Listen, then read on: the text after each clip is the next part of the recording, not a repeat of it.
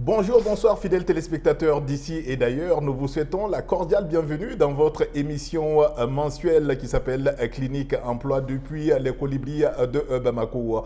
Aujourd'hui, nous avons l'immense plaisir de recevoir une dame. Oui, le mois de mars oblige.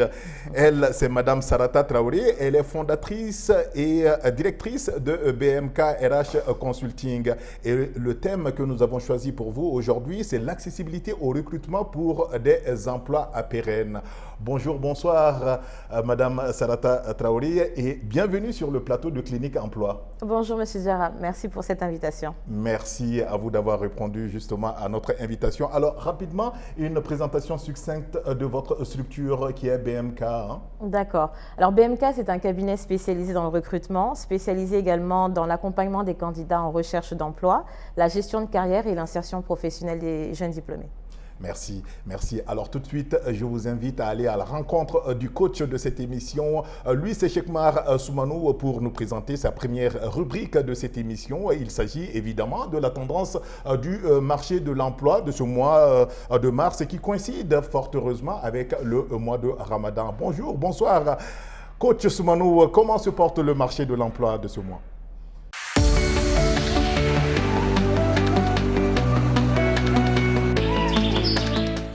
Bonjour Bradox, bonjour à Sarata d'avoir accepté notre invitation. Bonjour aux téléspectateurs de l'ORTM du Mali et de la diaspora. Bienvenue à cette première rubrique de Clinique Emploi qui porte sur les tendances sur le marché de l'emploi. Ce mois de mars, nous pouvons déjà noter la bonne nouvelle qui consiste à l'annonce qui a été faite par nos autorités pour la reprise du concours d'entrée à la fonction publique qui a été initialement annulé pour raison de fraude massive et de corruption. Effectivement, ce concours va concerner 600 postes d'emploi à pourvoir à la jeunesse malienne. Nous pouvons également noter la semaine passée du lancement de la deuxième génération du projet FIER financé par le FIDA à hauteur de 59 milliards de nos francs. Ce projet va concerner 60 000 jeunes ruraux, dont 30% des femmes, et va permettre de les former aussi, de les insérer dans les métiers agricoles. Donc, le lancement a été présidé par le ministre d'État, ministre de l'administration territoriale, le colonel Abdoulaye Maïga. Il avait à ses côtés Madame le ministre de l'Entrepreneuriat national, de l'Emploi et de la formation professionnelle, et c'était à Sikasso, au stade Babemba. Nous pouvons également noter, au cours de ce mois de mars, l'organisation d'une conférence thématique organisé par le bureau de spécialiste en gestion des ressources humaines BMK Consulting et qui a porté sur le thème le recrutement, le futur du recrutement au Mali et dans la sous-région. Donc ça a été une occasion pour nos nombreux jeunes diplômés qui sont à la recherche d'opportunités de poser des questions concernant toutes les difficultés qu'ils éprouvent face à ce concept de recrutement. Voilà, Bradox, ce que nous pouvons retenir au titre de tendance de marché de l'emploi, tout en indiquant que ce marché de l'emploi a eu vraiment donné plus d'opportunités pour les questions entrepreneuriales. Je vous remercie.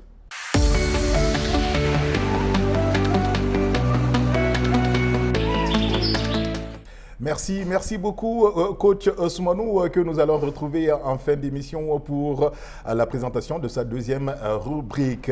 Revenons sur ce plateau avec notre invité du jour, justement, pour parler de long en large du recrutement. Je l'ai dit en l'entame de mes propos, l'accessibilité au recrutement pour des emplois à pérennes. Alors, Madame Sarata Traoré, quels sont d'ores et déjà les différents types de recrutement reconnus par l'OIT, j'entends là l'Organisation internationale du travail? D'accord, merci pour cette question. Alors, les différents types de recrutement vont dépendre justement des pays et de la législation qu'on va retrouver dans ces différents pays. Mais dans les pays francophones, on va retrouver des types de contrats, des types de recrutement assez classiques. Donc, on va avoir le type de recrutement sur des emplois à contrat à durée indéterminée, CDI, contrat à durée déterminée, CDD, donc la date est connue d'avance. Et on va avoir également les contrats de prestation pour les prestataires. La date est également connue d'avance et les termes du contrat sont également indiqués dans le cadre du contrat. Nous allons également avoir les stages. Donc, ce sont des mises en situation professionnelles à destination des étudiants. Alors, on entend très souvent recrutement interne, recrutement externe. Pouvez-vous nous faire la différence entre les deux? C'est quoi le recrutement interne? C'est quoi le recrutement externe? D'accord. Alors, le recrutement interne est utilisé par les entreprises pour d'abord fidéliser les collaborateurs, fidéliser la compétence en interne, favoriser la promotion aussi de son personnel. Et elle va permettre justement de gagner du temps parce que le personnel en interne connaît déjà l'entreprise, les objectifs de l'entreprise, les procédures internes. Donc, c'est vraiment un gain de temps et qui est recommandé dans 70% des cas par les entreprises. Maintenant, le recrutement externe, c'est lorsqu'on ne trouve pas la compétence, la ressource nécessaire à l'intérieur de l'entreprise qu'on va passer par l'externe. Donc, on va publier une offre d'emploi publiquement à travers les plateformes d'emploi ou sur Internet pour communiquer sur le besoin que l'entreprise a sur tel ou tel poste. Alors, quelle est la différence fondamentale entre le recrutement de masse, comme par exemple celui de la fonction publique, et celui traditionnellement utilisé par les entreprises privées? Quelle différence fondamentale? D'accord. Alors, déjà, un recrutement se manifeste dans le cadre d'un besoin spécifique d'une organisation, d'une structure, d'une institution, d'une entreprise. Alors, pour le recrutement d'une entreprise, elle va faire appel à un recrutement simple, classique. Déjà, un recrutement de masse, qu'est-ce que c'est?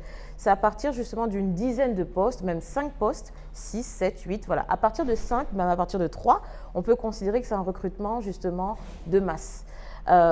Pourquoi? Parce qu'effectivement, ça va nécessiter le recrutement, l'intégration de plusieurs personnes au sein de la structure, mais sur des besoins spécifiques à l'entreprise ou à l'organisation. Maintenant, la fonction publique pratique des recrutements de masse puisque chaque année, des postes sont vacants, des besoins sont identifiés et pour répondre aux différentes demandes rencontrées par la fonction publique, par exemple, elle va lancer justement des recrutements sur différents types de métiers. Voilà. Et l'entreprise va le faire mais à son échelle en fonction des besoins qu'elle a en interne. Donc le recrutement, c'est un outil qui doit d'abord répondre à un besoin spécifique en interne. C'est important. Voilà. Très important. Alors, dans le cas spécifique de la fonction publique, on l'a vu, hein, et le coach Soumano en a parlé dans sa rubrique, quand il y a, par exemple, des cas de fraude, donc il est possible de remettre en cause tout le processus. Tout à fait. Est-ce qu'on peut assister à des cas similaires au sein des entreprises? Oui. Alors, comment reconnaître un recrutement qui est fiable? Alors, un recrutement fiable, les critères sont connus d'avance. C'est-à-dire qu'on va rédiger une fiche de poste qui va devenir une offre d'emploi dans laquelle on va présenter le contexte du recrutement, les postes recherchés, les missions que devront accomplir ces professionnels et surtout le profil recherché qui va justement désigner les critères nécessaires à la sélection des candidats. On va retrouver quoi? Le diplôme, le nombre d'années d'expérience, la maîtrise de certains logiciels spécifiques, la maîtrise par exemple d'outils de gestion spécifiques ou d'une expérience demandée et requise pour l'occupation du poste. Donc un recrutement fiable commence déjà par une information claire, précise et limpide qui va permettre justement aux candidats d'apprécier si je corresponds ou pas à ce qui est demandé par l'entreprise à travers l'offre d'emploi. Donc lorsque les critères ne sont pas connus, bien sûr, là, effectivement, la fiabilité peut être remise en cause. Ça, c'est le premier aspect. Ensuite, effectivement, il y a des critères d'éligibilité dans la deuxième phase lorsque le candidat va passer son test écrit, s'il y a un test écrit. Là, effectivement, on ne peut pas tricher si, effectivement, la correction, les réponses sont connues d'avance par la structure. Les candidats vont composer et seront jugés en fonction des réponses qu'ils ont données. Donc là encore, ça diminue le risque de fraude, en principe. Ensuite, on va avoir le troisième palier qui est l'entretien oral, justement, où là, effectivement, les critères ne sont plus seulement techniques ou précis, parce que ça va aussi s'apprécier avec la personnalité de la personne, le feeling qu'elle va avoir avec les différents managers. Donc là, effectivement, on ne peut pas parler de critères précis en dehors, effectivement, de la présentation, sa capacité à présenter le poste, sa capacité à se vendre, sa présentation, son savoir-être également. Donc, je parle toujours du candidat. Et ensuite, l'entreprise va devoir juger si le candidat détient les qualités nécessaires ou a la personnalité pour occuper un poste, le poste visé. Ce sont là donc quelques méthodes pour véritablement jauger la fiabilité du recrutement. Y en a-t-il d'autres? Exactement. Alors, je tiens aussi à préciser que le recrutement n'est pas une science exacte. Okay. Donc, l'entreprise peut se tromper sur le candidat, comme le candidat également peut tromper l'entreprise. Alors, il y a des moyens de vérification. On utilise par exemple les prises de référence qui permettent justement aux entreprises d'appeler les anciens employeurs des candidats pour savoir si ça s'est bien passé, est-ce qu'il a bien occupé telle fonction de telle année à telle année, quelle a été les missions qu'il a eu à réaliser et quelle est sa capacité sur ce fonctionnement. Donc, les prises de référence également, c'est un moyen de nous rassurer, mais ce n'est pas fiable. Ce n'est pas fiable, pourquoi? Parce que le candidat peut nous donner le numéro d'un ancien collègue. Voilà, donc là, encore une fois, le recrutement n'est pas une science exacte, mais on peut le garantir au moins à 80-85%. D'accord. Alors, quels sont les enjeux pour une entreprise de procéder à un recrutement basé sur la compétence réelle des candidats et non pas par favoritisme, j'ai envie de dire? Tout à fait, tout à fait. Alors, la première des choses, parce qu'un CV n'est pas considéré comme étant fiable à 100%. Le candidat peut inscrire des faux diplômes, des fausses expériences, fausses adresses, voilà. On a déjà été confronté à ce type de cas-là. Alors, donc dans ce cas-là, qu'est-ce qu'on fait? On met d'abord la personne à l'épreuve. C'est-à-dire que si vous dites que, par exemple, vous êtes comptable de formation, on vous invite au cabinet, par exemple chez nous, et vous composez sur un test de comptable. On va l'apprécier en fonction de votre niveau d'année d'expérience dans la fonction. Mais si vous nous dites que vous avez 10 ans d'expérience dans la comptabilité, mais qu'au final, au test écrit, vous avez eu 7 sur 20, c'est qu'il y a déjà un problème. Et ensuite, sur la deuxième étape à l'oral, si on vous pose des questions techniques sur la comptabilité et que vous n'êtes pas en capacité de répondre, c'est qu'il y a un problème dans les informations qui ont été communiquées sur le CV. Donc tout ça, ce sont des choses qui nous permettent justement d'apprécier réellement la véracité des dires. Alors, tout de suite, on va aller à la rencontre de quelques jeunes Maliens triés sur le volet, à qui nous avons demandé leur avis sur justement cette question qui est le recrutement, et c'est à travers ce micro-trottoir que nous vous proposons. Ce que je pense du système de recrutement dans les entreprises au Mali, c'est que c'est plutôt du style à l'archaïque. On te demande de passer pour te faire passer un entretien d'embauche qui peut peut-être ne pas être en adéquation avec le poste que tu les cherches éventuellement.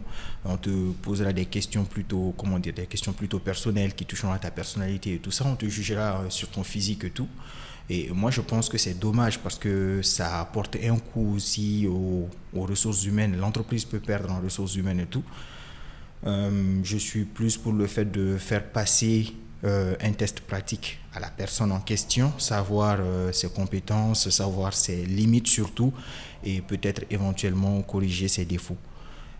Mais ici au Mali, je pense qu'on est plus dans le système, on fait ci, on fait ça, et après on voit ce que ça donne.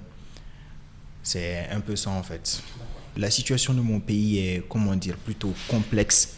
Ça peut dépendre des relations que les chefs d'entreprise nouent avec d'autres chefs d'entreprise ou d'autres chefs de famille, en tout cas des personnes qui ont, comme on le dit dans le jargon, le réseau, qui ont des contacts. Ça peut être comme ça, et on peut avoir des personnes qui n'ont aucune qualification, n'ont aucune compétence, qui se retrouvent à des postes que des personnes qui ont travaillé dur méritent. Alors oui et non, ça peut être transparent, tout comme ça peut ne pas être transparent. Moi, pour ma part, je n'ai jamais été confronté à cela. La structure qui m'a employé, par exemple, m'a fait passer un test d'embauche, m'a fait venir sur le terrain à vérifier mes compétences et tout ça, et ensuite j'ai été embauché. Mais par contre, il y a plusieurs cas dans ce pays qui ne sont pas vraiment, qui sont pas vraiment dans le norme, genre ils ne sont pas embauchés comme il faut. Je n'ai pas fait énormément d'entreprises, mais la boîte pour laquelle je bosse actuellement, tout a été fait en ligne. Et le processus était divisé en 3 parties et c'était assez transparent. Du coup, j'ai énormément apprécié. Je dois reconnaître que j'ai eu beaucoup de chance, mais je connais énormément de connaissances qui ont eu le même problème. C'est-à-dire, ils postulent, ils sont souvent appelés. Ils passent une interview, après on dit qu'on les rappelle, mais on ne les rappelle pas. Et il y a d'autres, on ne les rappelle même pas, on ne les rappelle jamais. Ne hakilina ye min ye o kan sisan actuellement Mali la société privée ninnu kan société privée de bɛ jamana développer mais an ta ninnu a bɛ ɲini ka kɛ segin kɔ ye quoi parce que i bɛ t'i ka dossier déposer société privée la don dɔ la i b'a ye furufurutigi dɔ bolo walima i b'i tɛmɛ i ka dossier la ɲama na Mali société privée baarako kɛlen don somɔgɔ ko ye ni somɔgɔ tɛ yɔrɔ o yɔrɔ n'i taara i ka dossier bila yen nɔ a ma nɔgɔn dɛ n'Ala fara kan tɛ. Actuellement, je pense que les entreprises au Mali, ils ont besoin d'une performance, ils ont besoin de la qualité, quoi. Ce qui fait que les jeunes ne sont pas trop actifs pour les recrutements. Vous voyez. Donc, et les entreprises aussi ne vérifient pas trop les CV des gens pour voir comment est-ce qu'ils peuvent prendre les gars en fonction de ce qu'ils veulent, quoi. Moi, je pense que les entreprises doivent faire des concours aussi, comme font l'État à la fonction publique.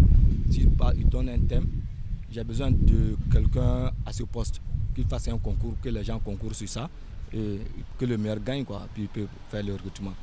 Alors qu'actuellement, dans les entreprises maintenant, les gars viennent, ils prennent ça par parenté, ou par cousinage, les amis, bon, c'est comme ça le système. Avant que je n'arrive ici, j'ai déposé beaucoup de trucs, ils ne m'ont même pas appelé, même une seule fois, du tout.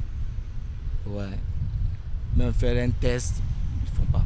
Je pense que si au moins ils avaient mis la peine, ceux qui ont déposé les dossiers, les rappeler et faire un test sur eux, là on peut savoir si cette personne a la compétence ou pas. Mais si vous n'appelez même pas, vous ne faites pas de retour. Les gars déposent seulement les dossiers, vous ne faites plus de retour. Au fil du temps, vous allez voir qu'il y a le recrutement qui a été déjà fait. Ce que je connais, c'est Orange Mali. Là, c'est la compétence. Quand tu es compétent, tu es là. Si tu n'es pas compétent, d'ailleurs, même après ton recrutement, tu pars. Ça, c'est ce que je connais. Mais les autres, tu ne peux pas parler parce que je n'ai pas beaucoup de preuves. Très fiable, très transparent parce que tu postules et puis tu es présélectionné. Après le présélectionnement, tu as l'interview et il y a 5 personnes qui te valident. Si tu es validé, après tu as le comité directeur aussi qui te valide. Voilà, je crois qu'on ne peut pas être plus clair que ça. Quand j'ai fini mon stage, je suis allé directement à la CMDT où j'ai fait mon stage. Ils ont cru que je suis bon et voilà, j'ai porté jusqu'à un jour, j'ai décidé de partir. En fait, aujourd'hui, les jeunes pensent que c'est, je dirais, les relations qui font le travail. Non. Moi, je dis, c'est la compétence qui fait le travail. Si tu es compétent, on va te chercher. Ça, c'est très clair. Il faut vraiment prouver. Donc, on arrête de croire que c'est parce que je connais le directeur, il va me recruter. Si tu es recruté, tu n'es même pas bon. Aujourd'hui, tu vois quelqu'un qui a une licence en droit. On a vu la Miss ORTM, une personne qui avait une licence en droit, qui ne pouvait pas parler français. Retour sur ce plateau avec l'invité du jour, c'est Madame Sarata Traoré et le thème, je vous le rappelle, c'est l'accessibilité au recrutement pour des emplois pérennes. Alors nous venons de voir ce micro-trottoir. Quelles peuvent être selon vous les contraintes majeures rencontrées dans les phases de recrutement au sein d'une entreprise? D'accord, très bien. Alors, les difficultés peuvent survenir lorsque le processus de recrutement n'est pas bien organisé, en interne déjà par la structure, lorsqu'elle ne communique pas les bonnes informations. Ça, c'est la deuxième chose aux candidats souhaitant postuler au processus. Et également lorsque l'organisation, enfin les attentes, les besoins de recrutement n'ont pas été bien identifiés dès le départ. Voilà, parce que comme je vous ai dit, on ne va pas toujours accuser les candidats. Il y a souvent justement des besoins qui ne sont pas nécessaires, mais qui ont été peut-être définis. Voilà. Et comme je vous ai dit, le recrutement, le recrutement est censé répondre à un besoin en interne spécifique qui va donner lieu à l'ouverture d'un poste et au recrutement d'une personne qui va venir exécuter des missions et des tâches nécessaires à la bonne avancée du service concerné ou de l'entreprise de manière générale. Voilà. Donc maintenant, les erreurs. Donc, par exemple, sur les recrutements de masse de la fonction publique, on va d'abord demander aux candidats d'amener des documents, voilà, qui vont constituer un dossier. Et à la fin, il y aura un dépouillement, donc vérification des documents, si l'ensemble des documents sont présents, le candidat sera convoqué à un test écrit. Voilà. Après ce test écrit-là, il y a également l'oral et ensuite, après, il y aura un classement et un dépouillement par rapport à cela. Des erreurs peuvent survenir justement quand les besoins ne sont pas bien définis. C'est important. Ou que les critères sélectionnés ne sont pas indispensables dans le cadre du poste à occuper de manière générale. Ça, c'est très important de le souligner. Comme je vous l'avais posé la question plus tôt, les critères de recrutement, ça permet de jauger. Alors, pas seulement pour le candidat, mais aussi pour l'entreprise. Voilà. Donc, de manière générale, ça va être ces éléments-là. D'accord. Existe-t-il en général des mesures d'accompagnement pour des candidats recalés qui s'estiment frustrés, par exemple? Bien sûr, bien sûr. Et ça, effectivement, à travers le cabinet BMK RH Consulting, c'est ce que nous faisons déjà depuis 2 ans, parce que nous avons compris qu'effectivement, lorsque les candidats ne correspondent pas de manière générale aux demandes et qu'ils ne comprennent pas justement ce que veulent les entreprises, il faut les éduquer à l'employabilité, il faut les éduquer au marché de l'emploi, au fonctionnement du marché de l'emploi, il faut les éduquer justement à savoir se présenter, à leur faire un feedback, c'est-à-dire leur dire qu'est-ce qui ne va pas, vous avez fait un entretien chez nous, vous n'avez pas été retenu et aujourd'hui c'est ce qui manque beaucoup sur le marché, les gens font des centaines d'entretiens sans avoir de retour sur leurs prestations dans le cadre de l'entretien. Et aujourd'hui, nous, on trouve que c'est indispensable et fondamental si on veut rehausser le niveau, si on veut aider les gens à s'améliorer, à leur dire, écoutez, vous avez 10 ans d'expérience, mais vous n'avez pas su mettre en avant votre parcours. Vous ne savez pas vous présenter, vous n'avez pas une bonne présentation physique, votre posture n'était pas en adéquation, vous avez l'air stressé alors que c'est un poste à responsabilité. Voilà, on juge les candidats malheureusement sur le petit temps qu'ils font avec nous lors de l'entretien. Donc on est obligé de se faire une idée du candidat dans le temps imparti. Est-ce que vous pensez réellement qu'ils sont en général réceptifs à ces mesures d'accompagnement quand vous leur dites « Ah, vous n'avez pas été retenu parce que vous avez été un peu trop stressé ou vous n'aviez pas la compétence requise ». Est-ce que la mentalité chez nous, malienne, est-ce que vous avez remarqué qu'ils sont réceptifs à cela? Oui, et d'ailleurs, ils sont très contents même d'avoir un retour négatif parce qu'ils savent désormais qu'est-ce qui ne va pas chez eux. Et ça, c'est vraiment apprécié. Et je pense que j'encourage vraiment toutes les structures, les cabinets de placement à faire des retours négatifs aux gens pour que les candidats puissent s'améliorer et qu'on puisse avoir une main-d'œuvre ou des candidats de plus en plus conscients de leur potentiel ou de leurs axes d'amélioration. Ça, c'est vraiment important. Et c'est de nature à les galvaniser davantage bien pour sûr, bien sûr. Les futurs... Une personne sur 2 prend un coaching chez nous, que ce soit pour corriger son discours pendant l'entretien d'embauche, acquérir la méthodologie de présentation, vaincre sa timidité, améliorer sa posture. Voilà, parce que les gens n'ont vraiment pas conscience de l'image qu'ils renvoient. Voilà. Or qu'un entretien, effectivement, c'est beaucoup basé sur l'image que vous donnez à votre employeur lorsque vous vous présentez. On est obligé de se faire une idée sur qui vous êtes en fonction de ce que vous nous montrez. Voilà. On va peut-être faire une extrapolation, hein, Madame Traoré, et se projeter sur le cas européen ou même américain, où souvent il y a énormément de frustration en fonction de la couleur de la peau. Tout à fait, tout à fait. Qu'est-ce que vous en dites?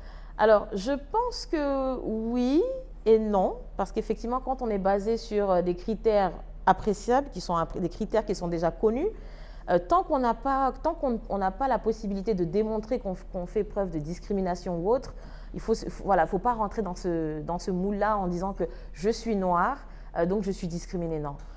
Je suis noire, mais je suis compétente, j'ai des qualifications pour occuper le poste, et c'est ce pourquoi je suis là devant vous aujourd'hui. Donc après, il faut avoir aussi une confiance en soi, avoir de l'estime de soi, et surtout être, conscient de son potentiel et ce qu'on peut apporter, parce que c'est aussi cette force-là qui démontre aussi qu'on est bon. Absolument. Alors, voilà. les nouvelles technologies sont inéluctablement dans l'air du temps, hein, Madame Traoré, et par conséquent, le processus de recrutement sur les plateformes digitales doit avoir tout son sens. Qu'est-ce que vous en pensez? Bien sûr, bien sûr. Le recrutement sur les plateformes digitales. Exactement, exactement. Et je pense qu'aujourd'hui, à Bamako, on est quand même dans l'air du temps, puisqu'on a pas mal de plateformes dédiées à la publication, à la diffusion d'offres d'emploi. Et ce sont justement à travers ces plateformes que la majorité des candidats au Mali postulent aux offres d'emploi.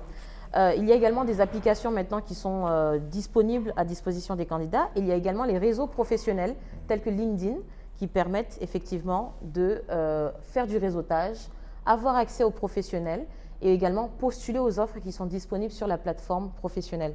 Donc je rappelle que LinkedIn, c'est le premier réseau social professionnel dédié à l'emploi et au réseautage dans le monde.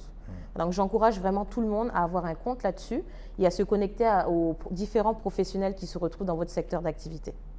À ce niveau, j'ai envie de dire que est-ce que ce n'est pas en fin de compte assez élitiste cela, parce que quand vous prenez la population chez nous au Mali, beaucoup de gens n'ont pas accès à Internet. Vous parlez de plateformes qui ne sont peut-être pas connues et tout le monde n'a pas Internet. Tout à fait. Est-ce qu'il n'y a pas un véritable travail à faire à ce niveau pour que Internet soit accessible déjà et que beaucoup plus de gens puissent accéder au recrutement par ces moyens-là? Tout à fait, tout à fait. Là, effectivement, les infrastructures ne sont pas développées partout dans le pays, mais il y a la presse qui relaie aussi certaines offres d'emploi. Il y a des associations aussi locales qui relaient aussi certaines informations au niveau des offres d'emploi. Là, effectivement, il faudrait qu'on fasse des efforts en ce sens-là pour que ceux qui n'ont pas accès à Internet dans certaines régions du Mali, puisque le Mali n'est pas que Bamako, puissent également avoir accès à ces offres-là. Mais il y a certaines organisations non gouvernementales, ou maliennes ou internationales, qui œuvrent justement dans les différentes régions et qui mettent en avant aussi effectivement les offres d'emploi à disposition de la population. Parce que certains recrutements se font maintenant localement. Localement. Voilà, donc ça favorise l'inclusion sociale. Donc si le projet est basé à Ségou, donc on a tendance à recruter du personnel basé à Ségou. Si le recrutement est basé à Mopti, effectivement, on va favoriser la population locale. Voilà, donc il y a certaines structures qui sont dans cette politique-là d'inclusion de la population. Dans le même ordre d'idées, quels peuvent être les impacts de cette forme de recrutement sur la compétitivité des postulants? D'accord, ok. Alors, j'aimerais déjà qu'on parle de compétitivité parce que c'est ce qu'on essaye d'amener sur le marché. Nous, on valorise vraiment l'excellence. Voilà, parce qu'aujourd'hui, au Mali, on a du mal à savoir qui est réellement compétent. Voilà, il y a cette méfiance, ce manque de confiance qu'on a ici au Mali en termes de compétences et de savoir-faire. Bien vrai qu'il y a énormément de personnel compétent aujourd'hui. Là, comme je dis, on ne peut pas savoir si une personne est compétente tant qu'on ne l'a pas vue à l'œuvre. Donc, quand le métier est technique et n'est pas justement dans le savoir-faire comme un artisan ou un soudeur, ou un plombier ou un peintre, ou peu importe, là, effectivement, moi, je privilégie vraiment l'évaluation sur les tests écrits. Voilà, parce que ça nous permet directement de savoir si la personne a la connaissance de son métier. Ça, c'est la première chose. Maintenant, effectivement, sur les métiers justement où on est plus dans le savoir-faire, il va falloir plutôt justement mettre en situation ces personnes-là. Mais la compétitivité est bonne si on veut l'excellence. Il faut évaluer le niveau des gens, on n'a pas le choix, pour que les gens puissent justement savoir le niveau de tout un chacun. D'accord. Allez, on va à la rencontre pour la deuxième fois du coach de cette émission, si vous le permettez. Je vous en prie. Madame Traoré, c'est Soumanou, Chekmar Soumanou, qui va nous présenter le bon coin des opportunités d'emploi au Mali, et c'est juste derrière ce jingle.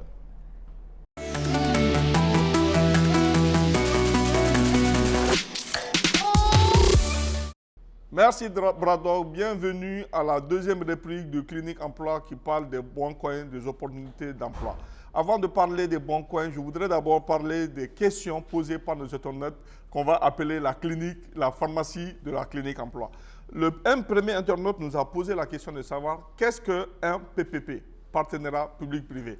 Alors, on va lui répondre que le PPP, c'est d'abord un contrat de mode de financement des projets d'infrastructure à travers lequel l'État va choisir un privé pour lui confier soit l'érection d'une infrastructure ou la gestion d'un ouvrage. Alors, il y a trois types de contrats PPP. Nous avons d'abord la concession, nous avons l'affermage et nous avons la régie intéressée. Dans les trois cas, c'est l'usager, notamment la population, qui utilise les services publics qui vont payer le privé. Et donc, dans le cas spécifiquement de contrat de concession, le privé qui a été choisi va réaliser les premiers investissements. Et maintenant, ensuite, il va également assurer les travaux d'aménagement et de rénovation. Alors que dans les deux autres cas, notamment le contrat d'affermage et le contrat de régie intéressée, le privé choisi ne fera pas des travaux de premier investissement. Il va tout simplement réaliser des travaux d'entretien et de gros ouvrages. Et ensuite, un deuxième internaute nous a posé la question de savoir quelle différence y a-t-il entre un contrat PPP et la privatisation. Pour répondre à cette question, nous allons tout simplement dire que la privatisation consiste au transfert définitif de la propriété d'une entreprise privée, de l'État vers le privé. Donc au moins 51% des actions de la société publique est transférée définitivement à un privé. Alors que dans le PPP, c'est tout simplement on confie la maîtrise d'ouvrage d'une manière momentanée.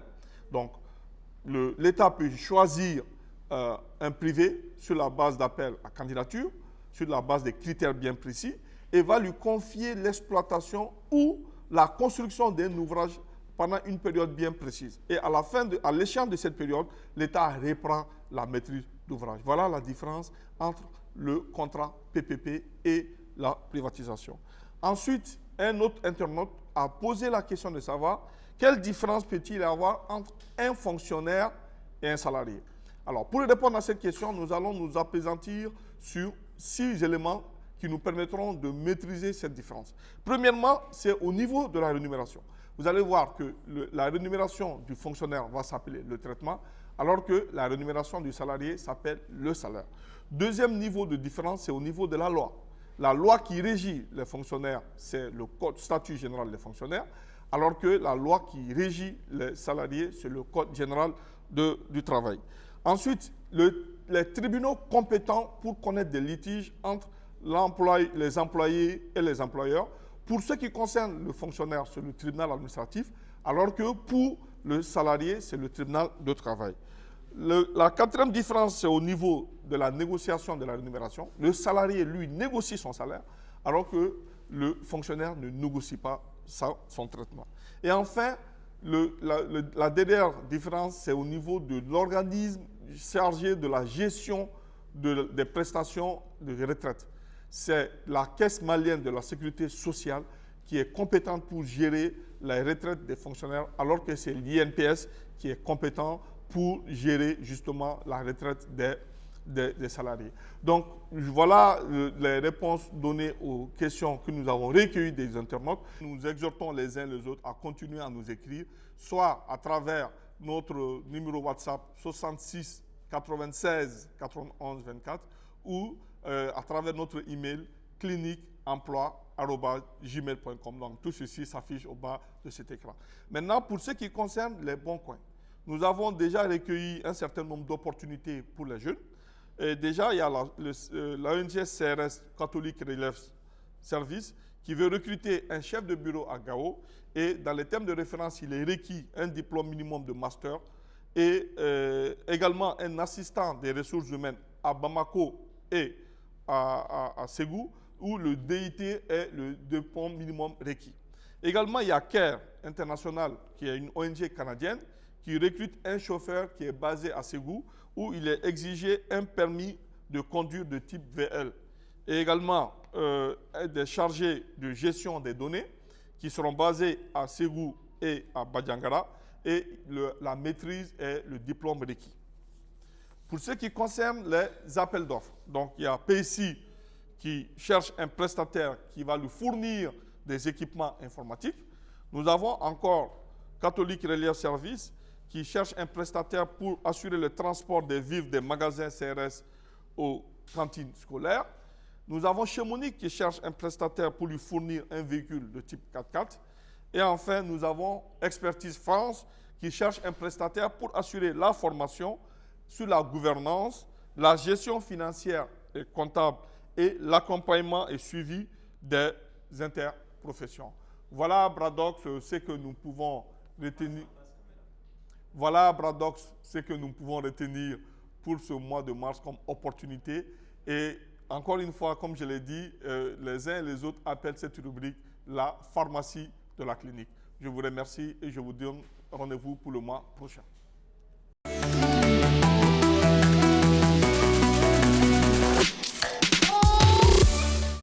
Merci au coach Soumanou pour toutes ces astuces dans la rubrique Le bon coin des opportunités d'emploi au Mali. Retour donc sur ce plateau avec mon invité du jour, Madame Sarata Traoré, pour la dernière partie de cette émission. Alors, quels sont les conseils pratiques que vous pourriez éventuellement apporter aux jeunes lors des différentes phases de recrutement? D'accord. Alors, les conseils sont nombreux, mais on va d'abord aller sur les attentes des entreprises. Quand on est un candidat, il faut d'abord comprendre, déjà si j'ai bien compris la demande de l'entreprise, est-ce que je corresponds au profil recherché? Est-ce que les missions qui sont demandées, est-ce que je suis en capacité de les réaliser? Est-ce que je dispose des qualités nécessaires pour occuper le poste? Parce qu'un recrutement ne se fait pas que sur le diplôme, un recrutement ne se fait pas que sur une expérience, mais elle se fait aussi en fonction de l'humain qu'on a en face de nous, et les gens ont tendance à l'oublier. Alors, certains postes vont nécessiter des personnes chaleureuses, souriantes, qui ont une facilité de communication. D'autres postes ne vont pas en fait demander ces qualités-là, mais plutôt de la rigueur, de la technicité, de l'organisation. Voilà, donc que les candidats sachent qu'un refus d'une candidature n'est pas forcément lié au fait que vous ayez le diplôme, vous ayez l'expérience. Souvent, vous n'avez pas la personnalité ou vous n'êtes pas le meilleur candidat parmi la sélection, car les qualités aussi comptent, l'humain compte dans le processus de recrutement. La deuxième chose, c'est la préparation. C'est-à-dire que venez dans un entretien étant préparé. Renseignez-vous sur l'entreprise, renseignez-vous sur le poste dans l'entreprise, car par exemple, un contrôleur de gestion ou un comptable va avoir des spécificités en fonction des différents secteurs d'activité. La comptabilité, bien qu'elle est générale partout, elle ne va pas s'appliquer de la même manière au sein de la banque, au sein des mines, au sein d'une société commerciale. Il y a des spécificités. Voilà, donc renseignez-vous sur le secteur d'activité, l'entreprise, ses réalisations, renseignez-vous sur les attentes du poste. Venez avec une bonne présentation, faites-vous beau, faites-vous belle, sentez bon, coiffez-vous. Voilà, donc ce sont des conseils qu'il faut donner, parce que donnez la meilleure image de vous-même, car ça compte dans un processus également de recrutement. Troisième chose, c'est le discours. Ayez un discours structuré. Présentez-vous de manière succincte. Mettez en avant vos potentiels, dites-nous ce que vous pouvez apporter à une entreprise. Quelles sont les qualités nécessaires que vous avez aujourd'hui qui sont valables pour ce poste-là? Et dites-nous aussi que vous êtes une personne capable de vous intégrer et qui sache aussi avoir une intelligence relationnelle. C'est important l'intelligence émotionnelle, donc le savoir-vivre avec l'intégration au sein d'une équipe, et le savoir-vivre également relationnel. Donc gérer ses émotions et savoir s'intégrer, c'est indispensable aujourd'hui.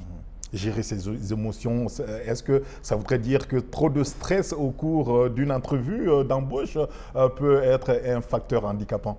Bien sûr, bien sûr. Alors ça va dépendre du niveau de la position du poste à pourvoir. Effectivement, si vous êtes responsable d'une équipe et que vous êtes trop stressé, on se dit que déjà lors de l'entretien, vous nous montrez que vous êtes très stressé, mais comment vous allez gérer les hommes et les femmes que vous êtes censé superviser? Donc ça, effectivement, en fonction du niveau de poste que vous allez occuper, ça peut être un frein carrément. Mais effectivement, donc, quand je parle de gestion des émotions, c'est savoir parler. Voilà, les règles de bienséance, le respect des autres, laisser les gens terminer et s'écouter. Ce sont des choses qui sont nécessaires dans le milieu professionnel.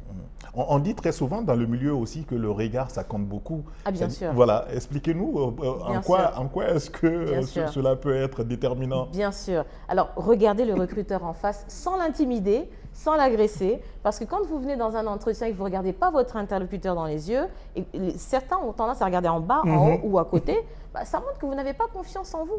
Et même le discours n'est pas saisi comme il devrait être saisi, parce que si moi, monsieur Diarra, je vous parle en regardant mes chaussures, bien sûr, effectivement, ça n'aura pas le même impact que lorsque je vous regarde. Donc, effectivement, le fait de regarder par terre ou à côté, ça démontre que la personne n'a pas confiance en elle ou fait preuve de timidité assez aiguë. D'accord.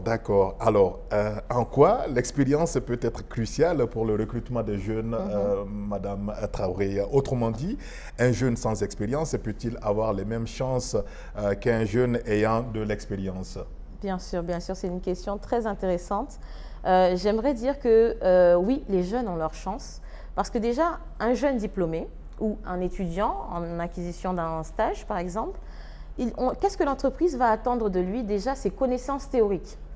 Voilà. Un stage, lorsque même un étudiant ou un jeune diplômé recherche un stage, les prérequis, c'est la connaissance théorique du domaine.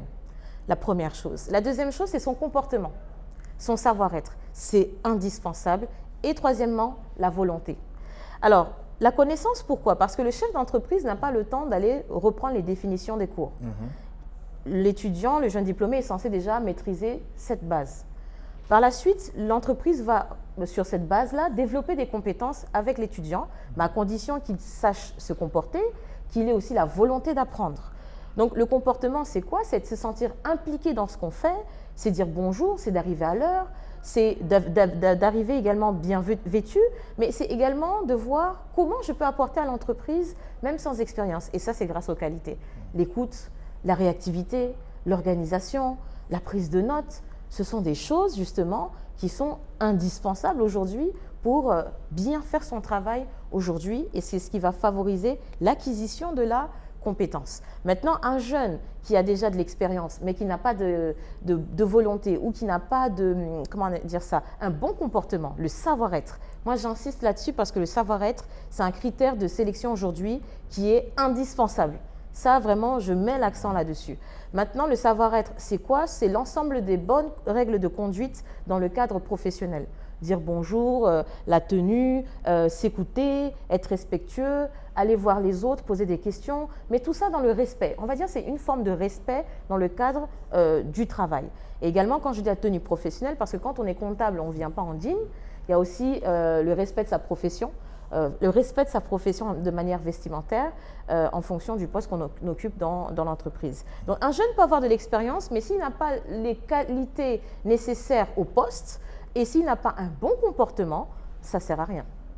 Voilà. Aujourd'hui, on cherche des jeunes de bonne volonté qui ont l'envie d'apprendre, l'envie d'évoluer, et c'est sur ça qu'on peut faire un travail et qu'ils puissent devenir des professionnels expérimentés demain.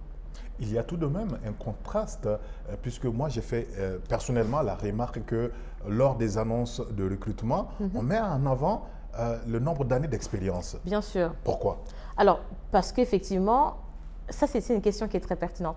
L'entreprise, elle va rechercher un profil en fonction d'un nombre d'années requis. Pourquoi? Parce que les enjeux à ce niveau de poste sont conséquents, sont importants. Si par exemple on recherche un responsable informatique aujourd'hui et qu'on demande 10 ans, c'est parce qu'il y a une certaine maîtrise, certaines technicités, certaines connaissances de procédures, de réglementation qui sont nécessaires à ce poste-là qu'une personne ne peut pas acquérir sans expérience. Voilà. Donc l'expérience terrain, et c'est un conseil également que je donne pour les jeunes, faites un maximum de stages. Car à travers les stages, vous pouvez acquérir des compétences. Maintenant, si une entreprise met 5, 10, 15, 20 ans, 30 ans, 3 ans d'expérience, c'est justifié par le niveau d'exigence et de responsabilité lié au poste. Voilà. Et n'oubliez pas qu'une entreprise n'est pas une association, elle est là pour faire du chiffre d'affaires et qu'un recrutement est risqué aussi pour une entreprise. Quand le recrutement n'est pas bon, l'entreprise perd de l'argent. Voilà. Alors, qu'auriez-vous à dire à la gente féminine qui très souvent n'est pas réceptive au recrutement en se disant que bon, parce que je suis femme, je suis belle, je suis ceci, je suis cela, je peux être recrutée comme ça. Quels sont les conseils à l'égard de vos braves sœurs justement dans ce domaine-là? Tout à fait. Alors moi, j'encouragerais vraiment mes sœurs à vraiment prendre confiance en elles, à se dire qu'elles ont aussi du potentiel, parce que sans confiance en soi, on ne peut pas aller bien loin. Voilà, qu'elles se disent qu'elles sont capables d'y arriver, qu'elles s'intéressent à des sujets qui sont à leur portée, parce qu'effectivement, on peut ne pas avoir fait de longues études, mais on peut être bon dans un domaine, ça peut être la cuisine, ça peut être, je ne sais pas moi, l'éducation, peu importe, mais il faut déjà choisir un domaine qui vous tient à cœur, vous former un maximum dans ce domaine. Quand les moyens sont possibles, aller faire une formation professionnelle, une formation pratique ou à l'école, ou sinon Internet. Bien sûr, aujourd'hui, Internet est un des moyens à disposition de tout le monde et ça permet justement de rester en veille dans son domaine et d'être connecté au monde. Deuxième chose, ce que j'aimerais dire aux femmes, c'est qu'elles adoptent une démarche professionnelle. C'est-à-dire qu'aujourd'hui, quand vous êtes compétente dans un domaine, aller justement sur la base des critères d'éligibilité. On ne vous recrutera pas sur la base de votre beauté, sauf si vous êtes dans un concours de Miss ou dans un concours de beauté. Donc, chaque domaine a ses critères d'éligibilité. Et lorsque vous postulez en tant que femme à un poste, ne comptez pas sur votre beauté parce qu'il y a ce qu'on appelle la réputation professionnelle qui coûte cher. Voilà, la réputation professionnelle, c'est que disent vos confrères, consoeurs de vous dans votre secteur d'activité. Et lorsqu'effectivement vous allez aller sur des choses non conventionnelles où vous êtes recruté d'une manière qui n'est pas du tout légitime, effectivement, ça va jouer contre vous tôt ou tard. Donc prenez confiance en vous, faites-vous confiance, développez des compétences dans des domaines que vous aimez parce qu'on passe plus de temps au travail qu'à la maison aujourd'hui. Et rester justement sur des critères d'évaluation qui sont appréciables dans le cadre de vos recrutements. Voilà. Le physique, c'est un plus. Une belle femme, un bel homme, c'est un plus, mais on ne va pas vous recruter pour vos beaux yeux.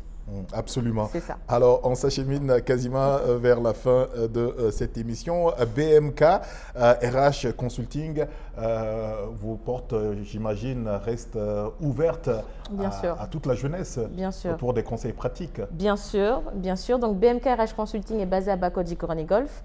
On est spécialisé, comme je l'ai dit, dans le recrutement, l'accompagnement des candidats en recherche d'emploi, le conseil de la carrière professionnelle, l'insertion des jeunes diplômés, parce que tout ça, c'est complémentaire dans le processus de recrutement. Mais on fait également des campagnes de référencement pour justement mieux apprécier la compétence sur le marché de l'emploi au Mali. Donc, si vous êtes un professionnel, un jeune diplômé disponible à la recherche d'emploi ou en quête d'évolution, vous pouvez nous contacter au 72 34 17 26, 72 34 17 26 pour plus d'informations. On fera un diagnostic avec vous et on verra ce qu'on peut faire avec vous dans le cadre de vos besoins. Merci, Madame Sarata Traoré. Quel serait votre dernier mot avant de se dire au revoir? Alors, les derniers mots, c'est qu'il faut rester positif, c'est important, il faut rester souriant. Le sourire est une compétence, la positivité également est une compétence aujourd'hui. Toujours regarder la vie du bon côté, parce que même dans une situation difficile, il y a quand même des facilités. Donc, il faut rester justement connecté, rester informé et se dire que tout est possible et vraiment se donner les moyens de réussir. Merci beaucoup Madame Sarata Traoré d'avoir répondu à toutes ces questions. Je vous rappelle, le thème d'aujourd'hui, c'était l'accessibilité au recrutement pour des emplois pérennes. On se quitte en mentionnant vraiment grand merci à toute l'équipe de production de cette émission Clinique Emploi. On se donne rendez-vous, Inch'Allah, le mois prochain pour un autre numéro. À très bientôt. Merci.